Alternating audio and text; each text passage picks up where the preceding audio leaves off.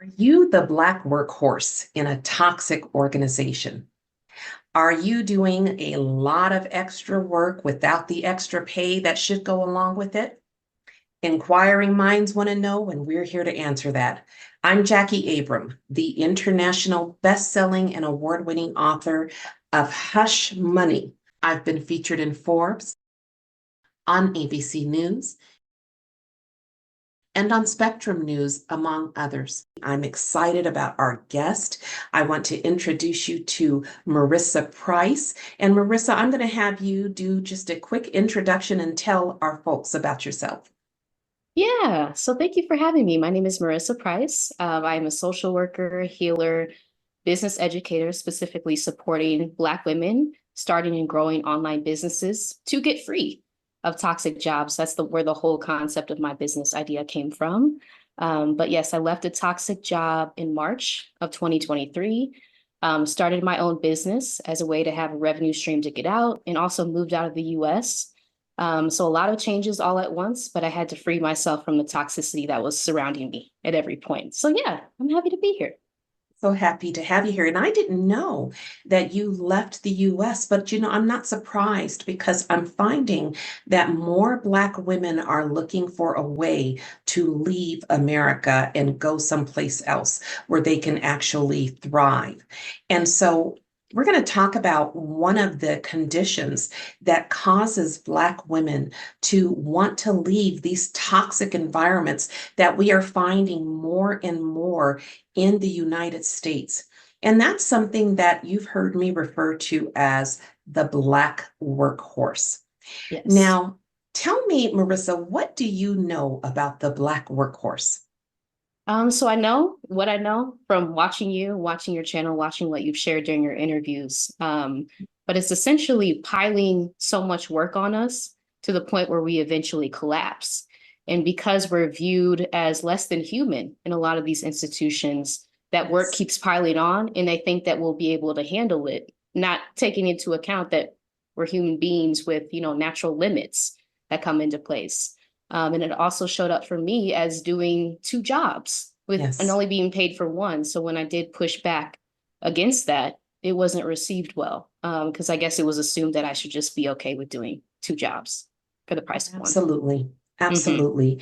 And so when you think about the Black workhorse, I want you to think about first the concept.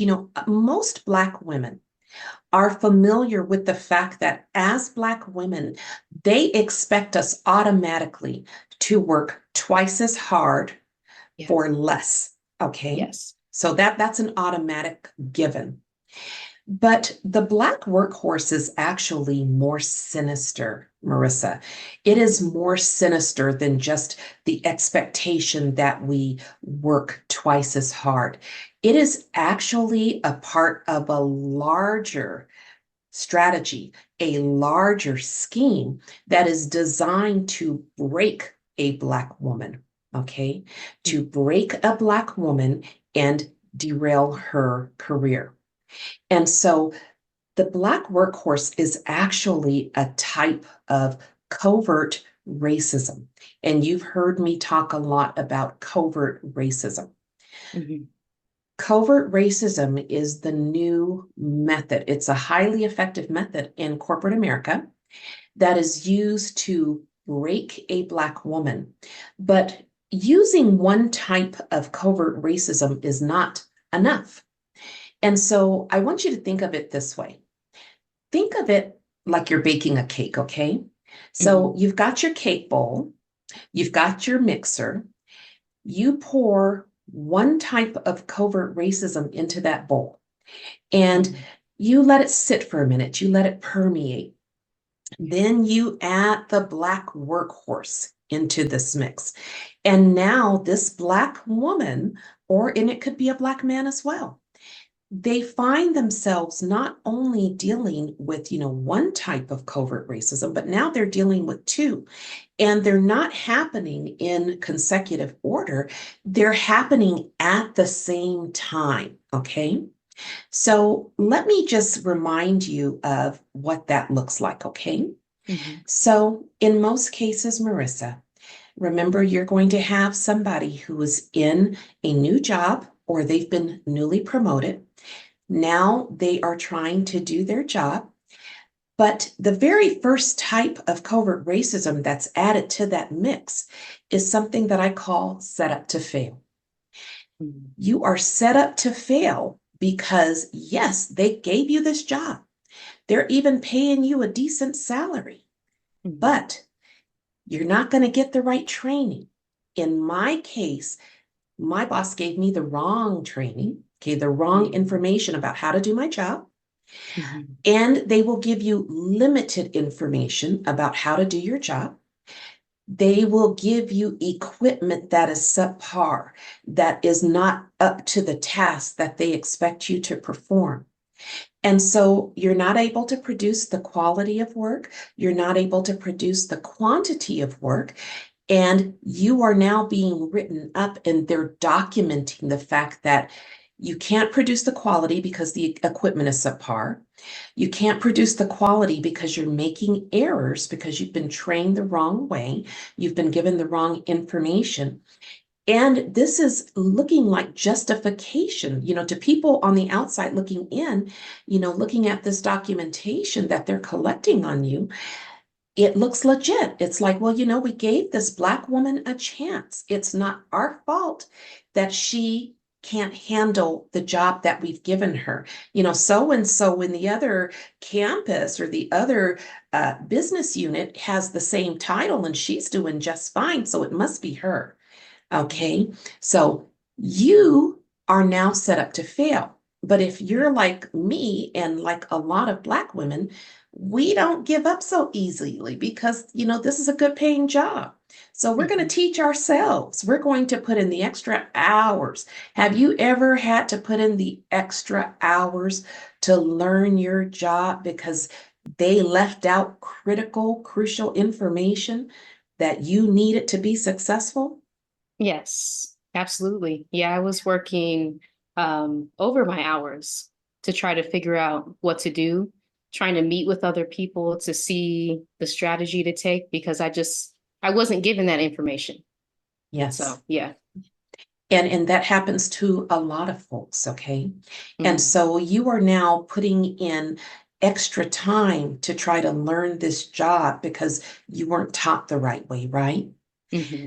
But in addition to that, okay, they're writing up all your mistakes, they're writing up all your shortcomings, but they still haven't broken you. So that's when they added the Mm-hmm. Black Workhorse. Okay. Mm-hmm. So you're struggling with learning your job. You're trying to hang on to this job. You're under the pressure of your probation period. You're under the pressure of these verbal warnings and written warnings. That's when the Black Workhorse is added. So now you're in your job, but as the weeks and the months go by, Marissa, you're starting Mm-hmm. to notice something. In addition to all of the duties that were listed on your job description, Mm-hmm. your boss has added these massive projects that she or he was doing to your plate. Okay. Mm-hmm. So they're now giving you their work that they don't want to do. So you've got these extra duties added to your plate. And you've got a coworker in the next department who's now on maternity leave and they don't want to bring in a temp for that position. So they're asking you to fill in temporarily. It's supposed to be temporarily. Okay. So now you inherit all of those duties.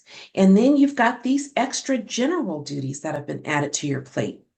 And before you know it, Marissa, your back is about to break because your workload is so heavy. It is a workload that no human can carry. But like you said, you are dehumanized, and this toxic leader doesn't see you as human, okay? They believe that because you are a Black woman, that you can work stronger, harder, faster than the average human, even longer because you're a Black workhorse. And they believe that you were designed and built for hard labor. And so they're going to give you that decent salary, but they're going to get their money's worth out of you by piling all of this work on your back. And so this is why you see so many Black people working through their lunches, working late after work, working on holidays, working on weekends, trying to keep up with this job.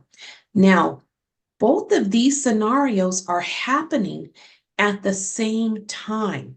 You're finding yourself working way more than the traditional 40 hours a week. You're not getting paid to do all this extra work because they've intentionally made you salary, Mhm. or there is a strict no overtime policy. And so you are drowning in work. You're making mistakes. You're experiencing trauma. You're worried about your income. Does that sound familiar? Yeah, and I'll just say for me, like no one could tell from the outside from what I was Yes, doing because like you said, we're just taught to like go through it, learn the stuff, get, get through it basically. So that's what I was doing. So no one could tell from the outside that I was struggling. Even right. though I shared that, it wasn't taken seriously until the point where I had to leave. I had to take FMLA because I was so stressed out trying to do everything and keeping how I really felt inside and still excelling on the outside. So, yeah. And that is such a sad reality for a lot of Black women, especially. Yeah. We we don't want to have to be strong, but we Yeah. always find ourselves in positions where we have no choice. Yeah. I don't know about you, but during my nearly 20-year career, Marissa, I Mhm. was hyper vigilant. I was always, Yes. in survival mode because you just don't get a break when you're in a toxic environment. It's almost as if there is a line of Hmm. people all waiting for a chance to take you down, to Hmm. make a name for themselves on your back. Hmm. Okay. Yeah. Have you ever been targeted by someone who was trying to get to that next level? Maybe they wanted your job or they were trying to climb that ladder. And so they targeted you. I can't say that I've ever experienced that. The experience that I had was someone above me, making like those microaggressive aggression remarks, like try to, chip away at my self-esteem slowly. Yes. That's what I experienced was someone who was already above me on the corporate ladder doing that. Yeah. I can tell you, for me, I was a senior executive. I was a leader on the leadership team. Hmm. And the higher I climbed that corporate ladder, the larger the target was on my back. And Hmm. so I was getting it from all directions. Yeah. There is another type of covert racism that I found was just horrific to deal with. And so Hmm. remember, you've got that cake bowl and you're Hmm. adding these things into the mix. Yeah. The next type of covert racism that is added to being set up to fail into the Black workhorse is something I call inspire to conspire. Hmm. And so when you have a toxic leader who is targeting you, Hmm.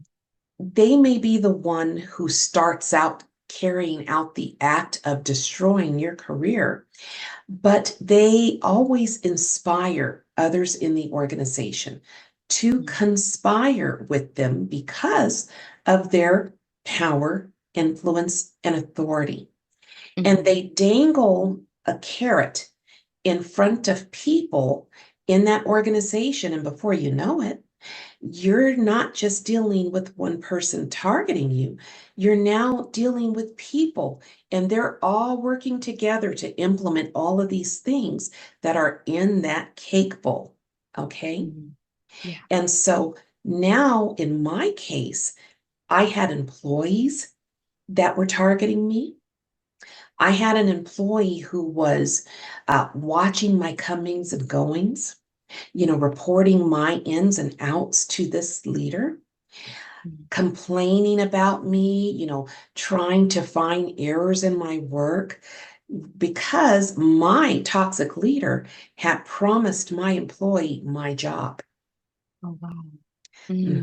So you're getting it from your subordinates, but then you're getting it from the leaders in higher positions than you by piling this work on your back. Because again, you're the black workhorse and they're setting you up to fail.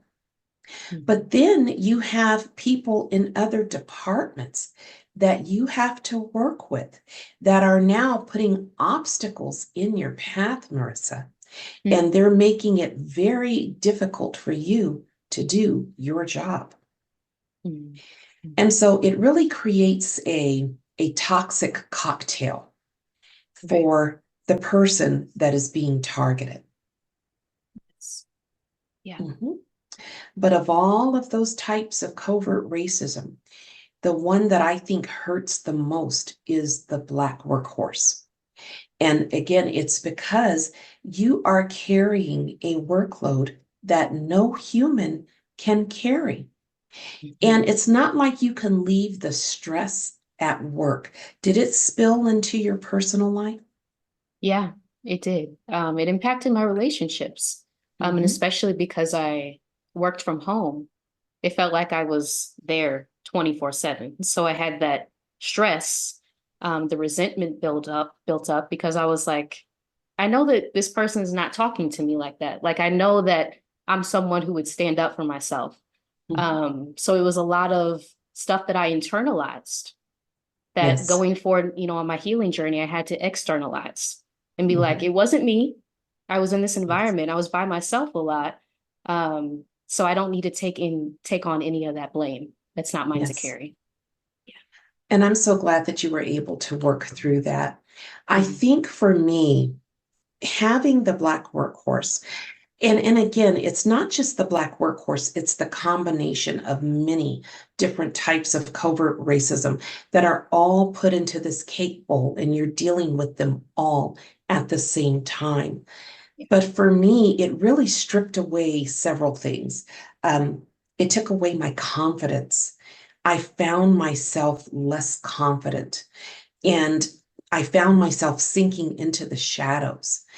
And the humiliation of what you're going through, especially when you know that you are capable, you are able, and you are willing to do this job, but they are intentionally putting these obstacles in your path, using other people to conspire with them, and giving you a workload that no human can carry to literally take you out of this position that they don't believe you deserve to hold.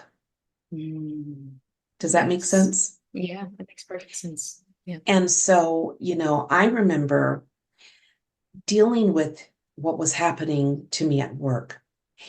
And then going home, you are actually just, you're mentally, you're physically, you're emotionally exhausted. Yeah. But it did spill into my personal life.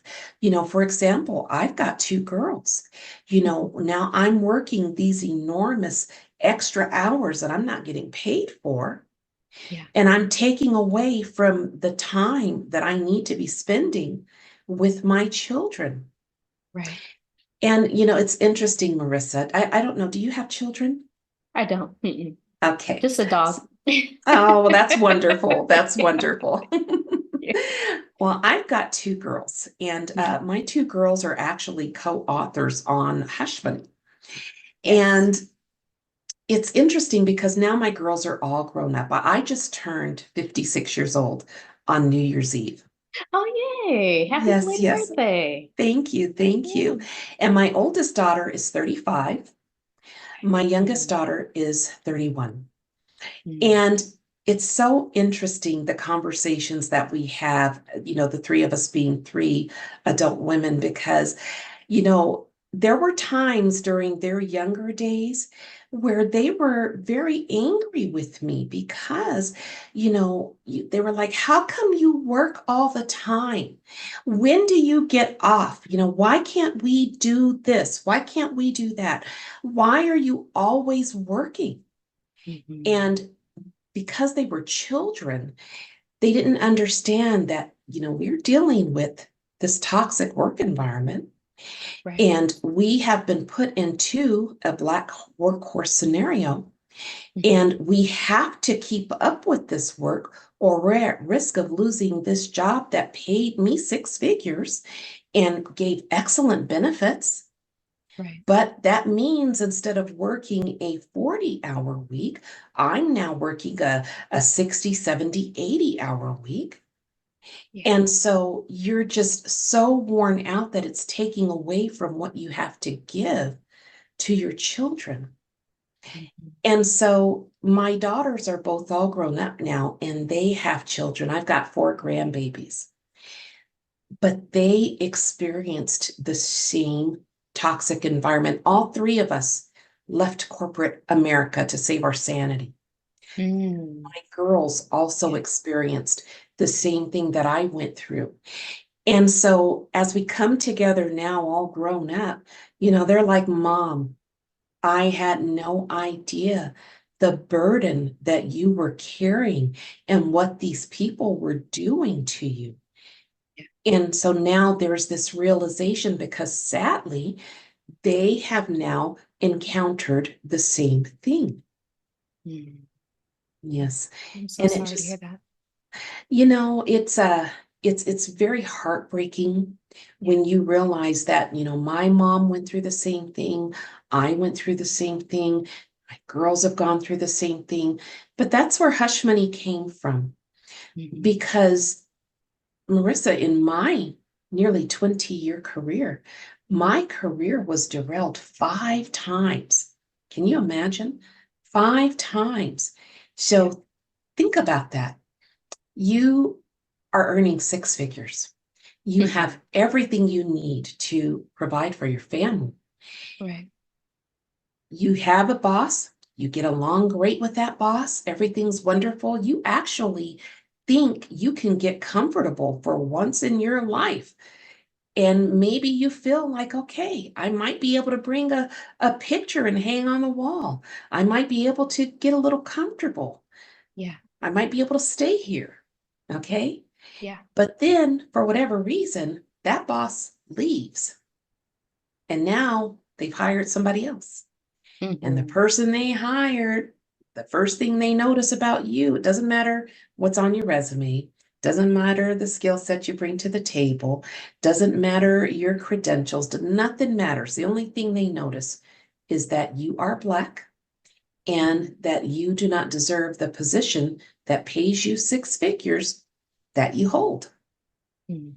So when they start targeting you, okay, and inspiring all these folks to conspire with them and making you the Black workhorse of the organization, piling all that extra work on so you can't breathe, your personal relationships suffer, your relationship with your children suffer, and then they ultimately break you and you lose that income.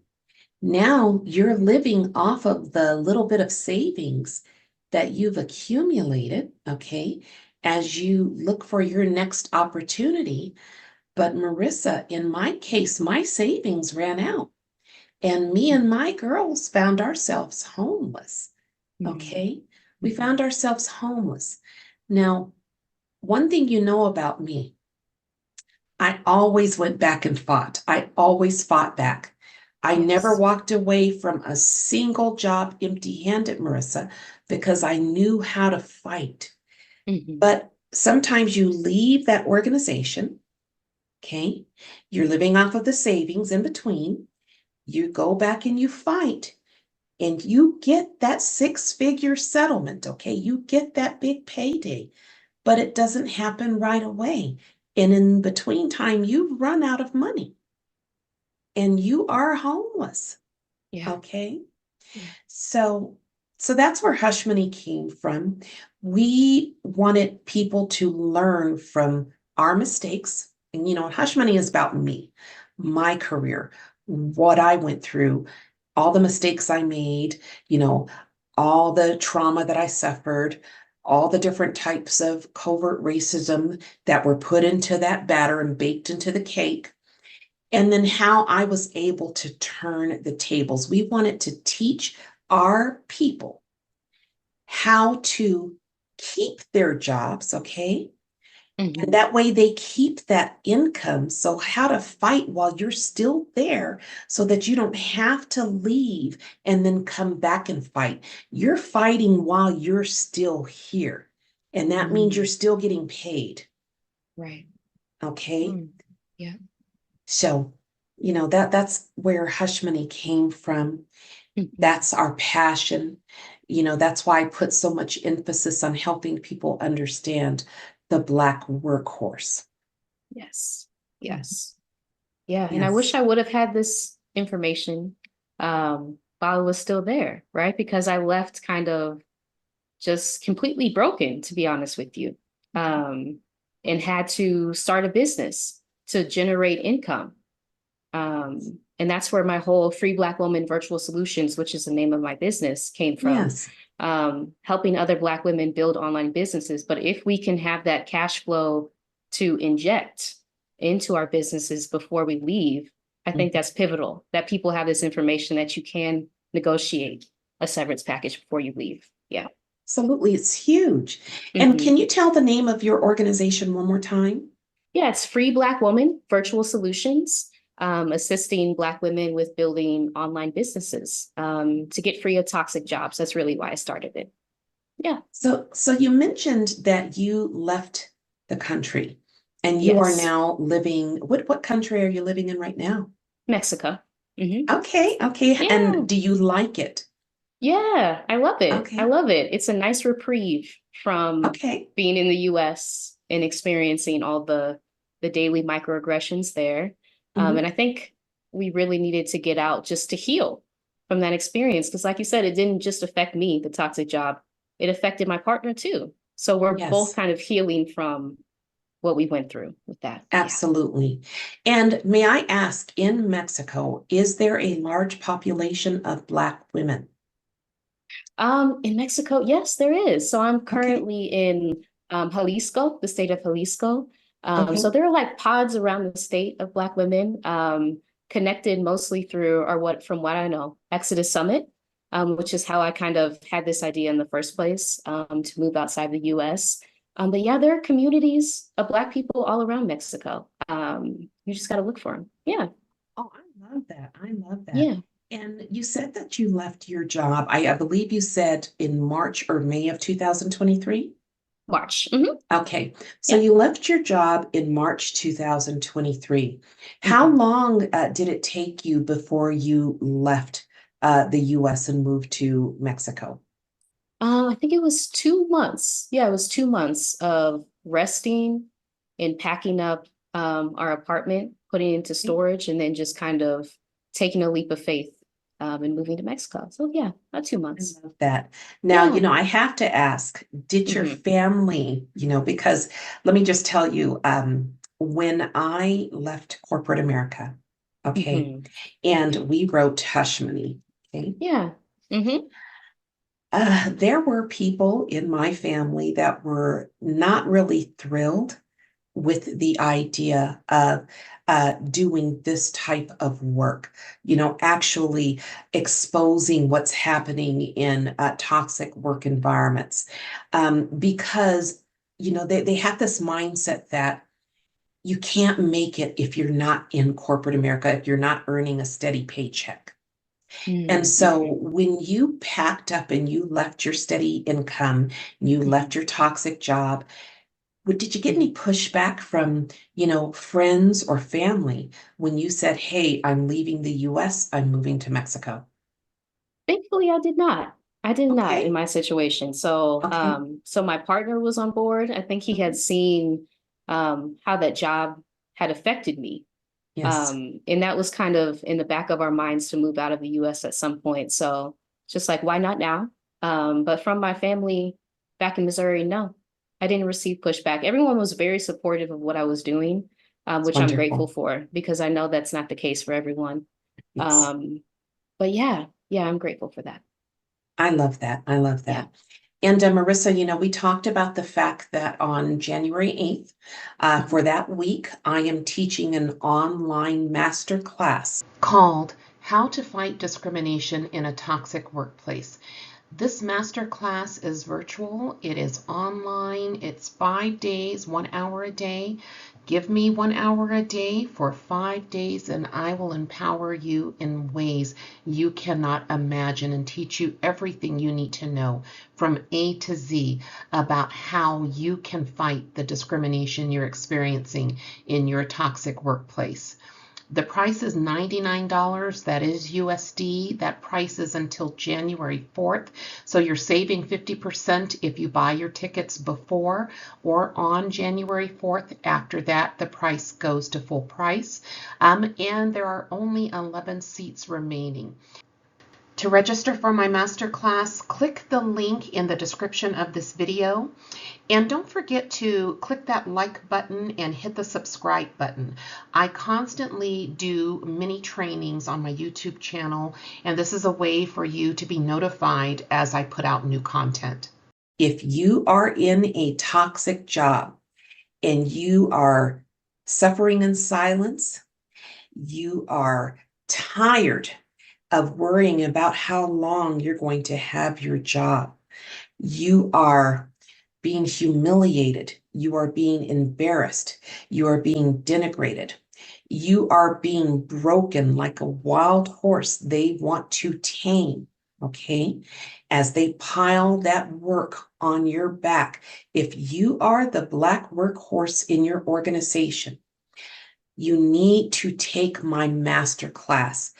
In 5 days, you will be empowered and you will be able to start fighting back, because in the masterclass, we get down in the weeds, and I'm going to show you from A to Z everything you need to know to fight back. And we're going to break down all those types of covert racism so you know what to look for. Okay, we're going to break down all the documents that you need to collect right now, where to store them. I'm going to show you how to go into your next job or stay at your current job, hoping for the best, but preparing, okay, preparing for the worst, okay?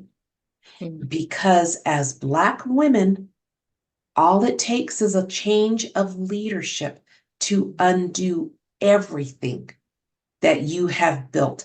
I have a client right now, and Marissa, I was telling you offline that the last time you had me on your show, several of your audience members signed up as clients.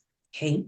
And one of your clients, 4 weeks after she became my client, we settled her case. She got her big fat settlement check and she walked away from her job, but didn't walk away empty-handed.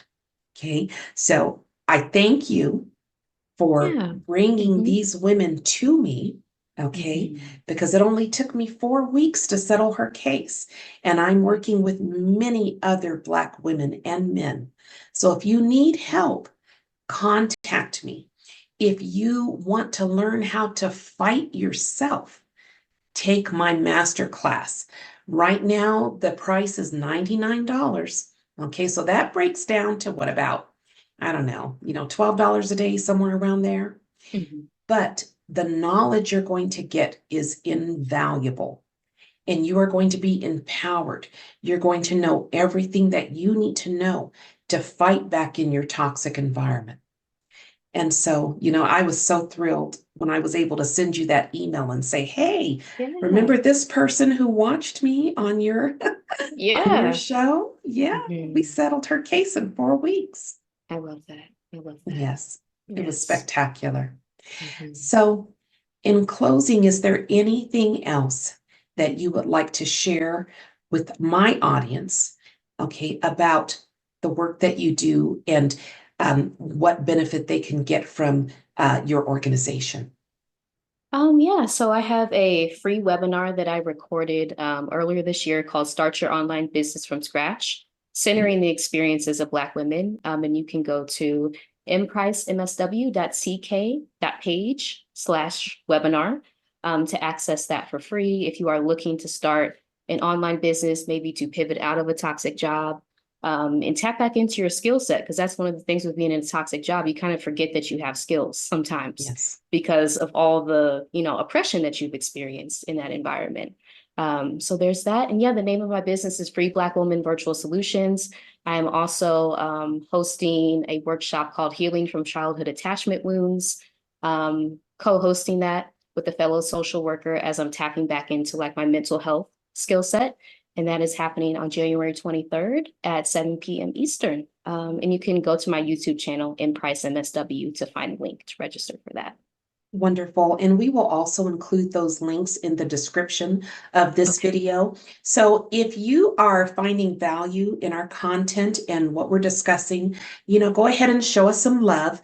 Hit that like button and click the subscribe button, because we do a lot of trainings on my YouTube channel, do a lot of exposing of, not just toxic workplaces, but, warnings for Black women in toxic friendships, just the gamut. So go ahead and click that subscribe button, hit that like button to show me some love. Marissa, we will include all of the details for the links for your YouTube channel and all of the other things that we talked about. And yeah, just thank you so much for coming on today and sharing some of your experience. And, good luck to you in Mexico. It sounds amazing. Yes, yes. Thank you so much. And I just want to thank you for inviting me on and sharing everything that you've shared, because I've been learning from watching your interviews. And like I said, I wish I had this information when I was at the toxic job, but I'm so glad that other people are benefiting from this, the knowledge that you share. So thank you. Thank you so much.